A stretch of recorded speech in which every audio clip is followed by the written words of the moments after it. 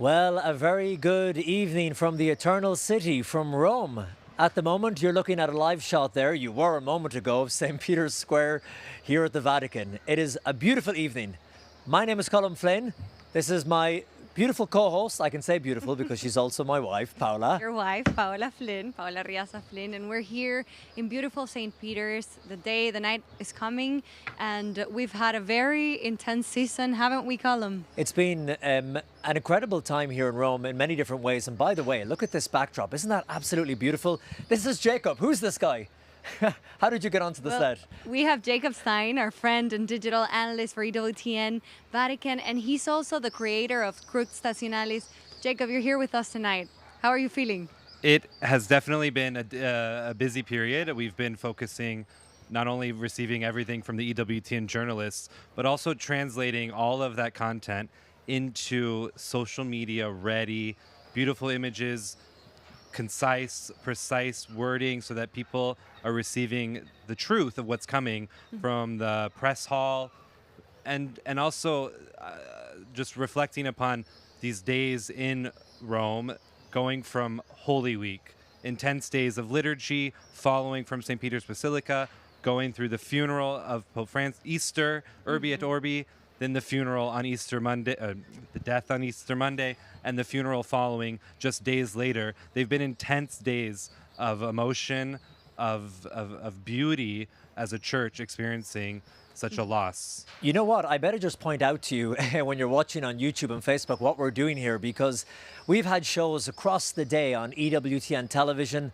in English. You were doing it in Spanish. You were doing it in Polish, wasn't it, Jacob? I don't speak Polish. You don't speak Polish. But we do have Polish colleagues. But we were broadcasting in many different languages, and then our bosses, I don't know what they were thinking, but they said to us, you know what, kids, get up there, go live on social media and take some people's questions. So if you have a question, put it below on Facebook or on YouTube. I'm going to share this on my own personal Colm Flynn Facebook page as well, and we'll try and answer your questions. But the idea about this was just to come on and talk a little bit about what it has been like covering these last few weeks here, from the Holy Father being extremely sick at the Gemelli Hospital, and then of course the rebound. Well, a lot of people were calling an Easter miracle that he appeared at the balcony just behind us, and then to a sad passing.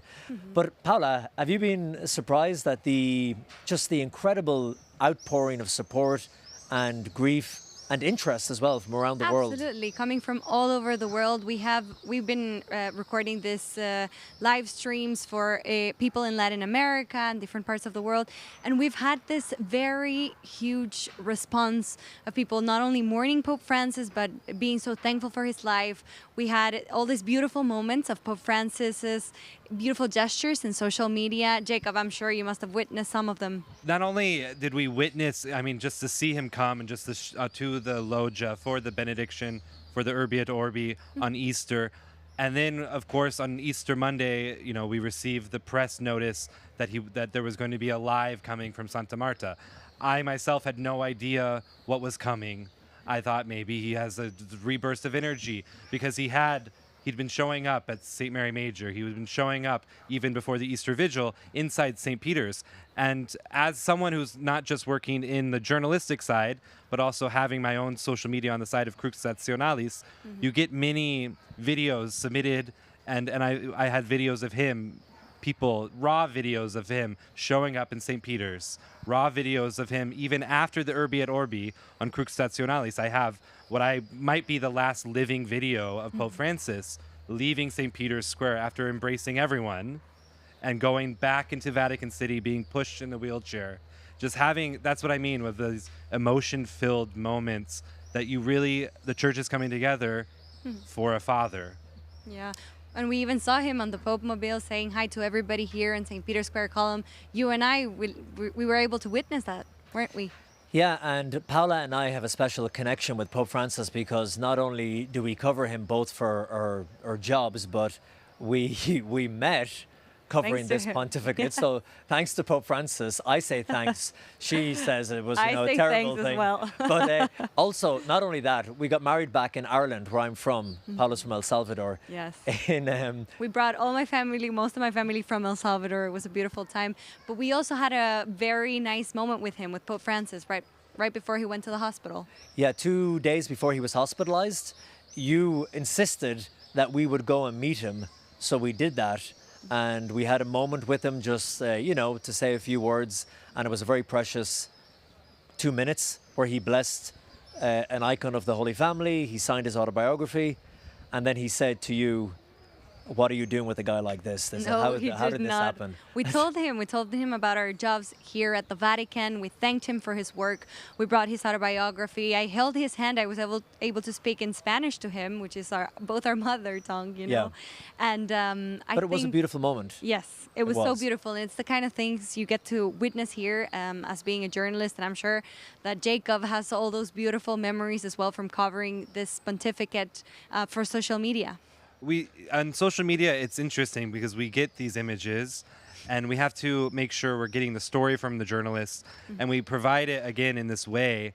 We condense the material down, we edit it down, and we saw from the funeral, for example, those beautiful drone shots which were provided, which also allowed us to go all the way from St. Peter's Square and accompany the Holy Father as he left the Vatican for the last time to St. Mary Major for his burial. Incredible, beautiful images, right? It's just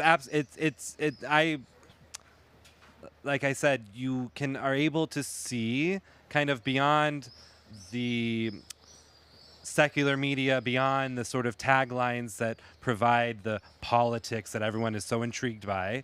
Instead, you're able to understand what it means as a church, and the easiness of social media is that we're able to share that with you right away. Now, in a moment, we're going to have a new guest with us on set. That is Kielce. Kielce is from the US of A, but she played a very important role in actually the funeral of Pope Francis. But before we talk to her, I want to say hi to Judith, who's watching right now in Hungary. I want to say hello as well to Lucy, who's watching in Indonesia. And also to Jacqueline, to Clara. And Peter says, Happy New Month. Yeah, it's the 1st of May. Absolutely, yes. He said, Happy New Month and Happy Feast Day of St. Joseph the Worker. Now, everybody, it's Kielce. Hey! And it's thanks for having Kielce me. Gussie. Yeah. Welcome to the program. What do you think? Thanks. I mean, it's a pretty good setup, pretty good backdrop, great people around. Pretty good company, huh? I think so. I can't complain. Yeah. EWTN's watching this saying that's the first and last time we're putting him on doing a live show. I mean, all three of us know. Only That's one the end of our Kielce, career. Kielce, you read the first reading during I did. the funeral mass for Pope Francis. How Yeah. did that come about? Honestly, I wish it was a really cool story. Like, there's a great selection process. They went through hundreds of people, but it was very simple. My boss got a call that they needed someone in English to read, and she thought of me, and I said, yes, you can't say no on an occasion like that. No, I mean, you couldn't. course. So, No, you it's pretty couldn't. simple. And it's very important because you work for Vatican media, right? I do. So you cover the Pope up very close. You see all Yeah. this you have all this insider information, first-hand information. Well, I gotta steer clear of insider information now. But no, it's true. We I tried. think, like you guys were talking about, it's really special to be here. And I mean, meeting Pope Francis in whatever capacity, as a journalist, as a pilgrim, I think it's just really special, And so being here as journalists, we have that extra inside look into how he lives, Were you nervous doing the reading because St. Peter's Square was packed? There was 250,000 people around the Vatican. Yeah. It was going out on television. We're reflecting on the legacy of the Holy Father and such a poignant moment. What was going through your head when you went up to do that reading? I have to say, I keep hearing the numbers, and it didn't register in the moment, Like, it was just, okay, I need to make sure I get up there, don't trip. And then when I got to the ambo to actually read, I have to say I wasn't nervous. I said a lot of prayers, and I asked for a lot of prayers, so I think that really helped. But you get to the ambo, you think, okay, I know how to read, and you just read, So it was very special. And wasn't that fantastic? Because I remember you also covered Pope Francis's general audiences every Wednesday. So isn't that such a full circle moment? You were able to read the first reading on his funeral.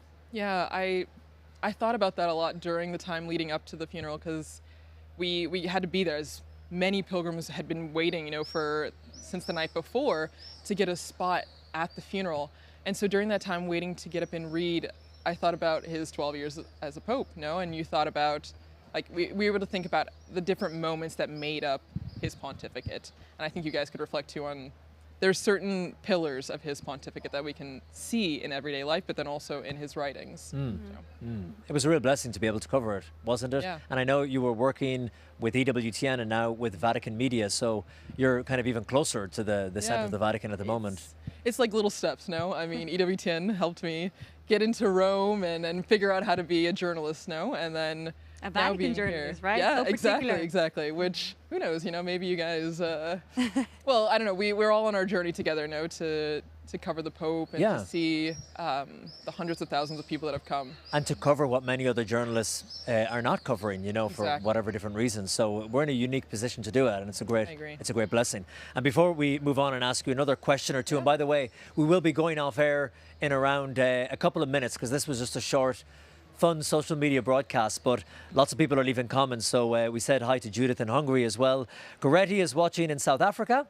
Ever been to welcome. South Africa? I've not. My boss is from there. Really? So shout out to all the Shout people out to everyone in South Africa. Johannesburg. I've been to the Windy City.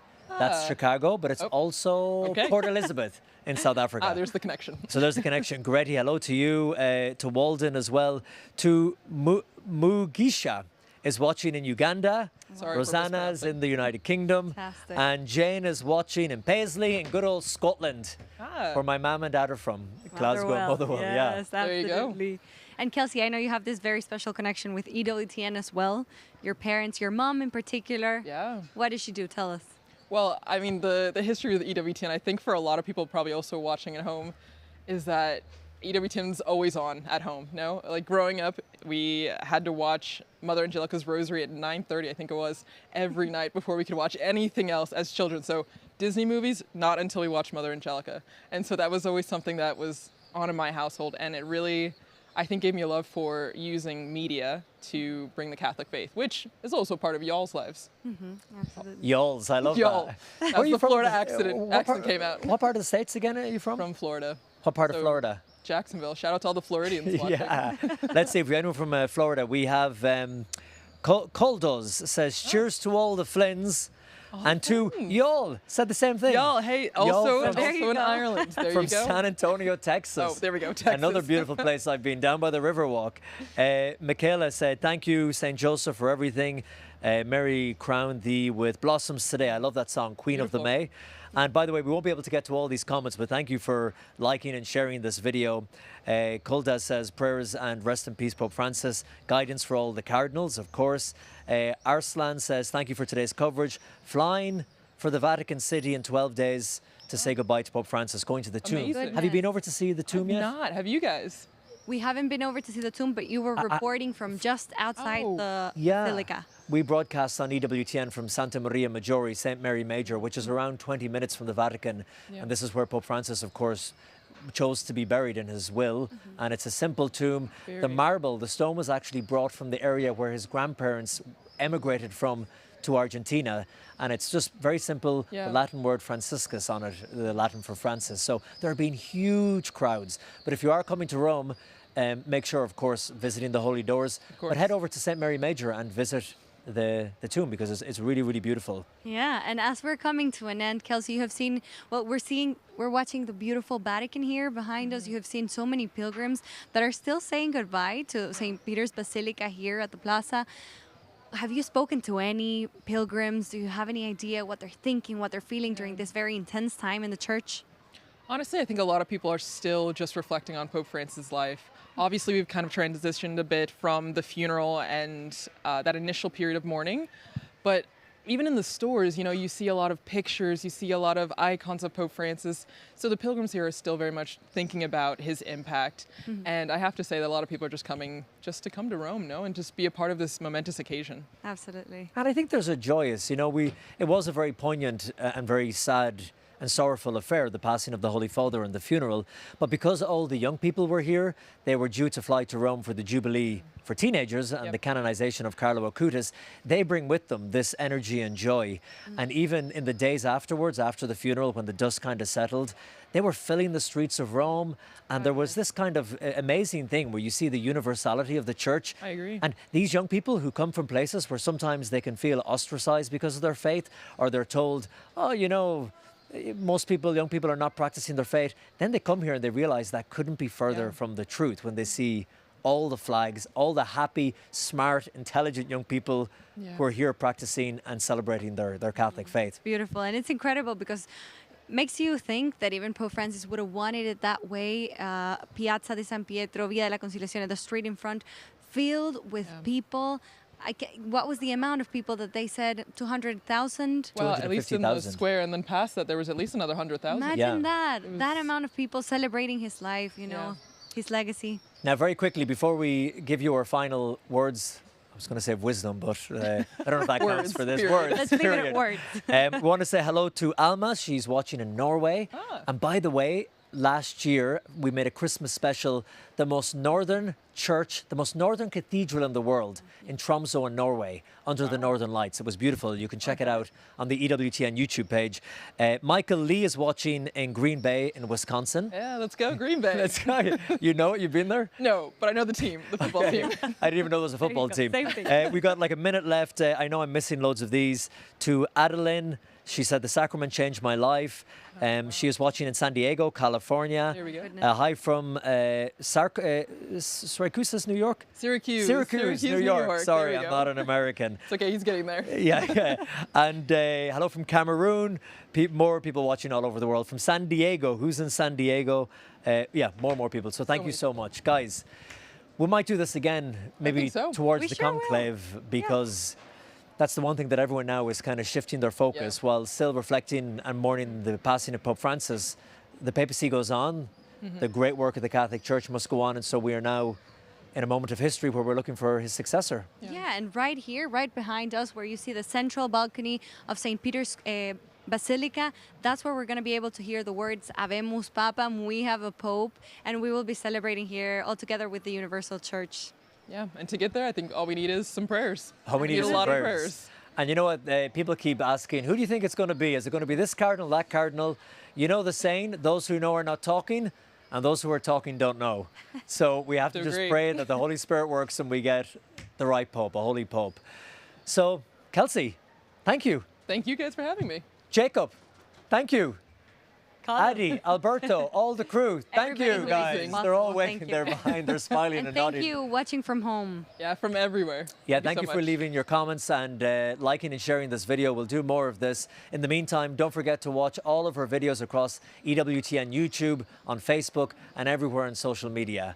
But until next time, from all of us here at EWTN, thank you so much and good night. Good From night. Rome, and God bless. Good night.